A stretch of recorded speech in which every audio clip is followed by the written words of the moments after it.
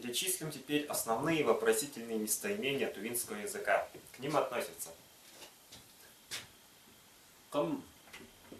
кто, чүй, что, канды, какой, как, кайы, кайызы, который, чеже, аш, сколько, кайда, где,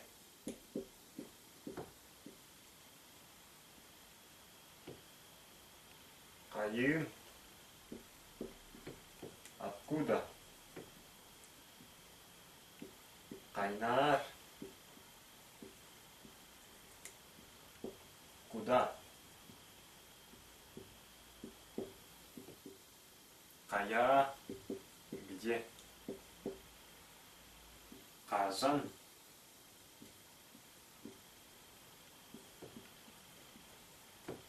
когда,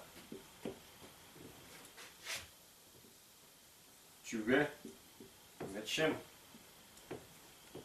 почему,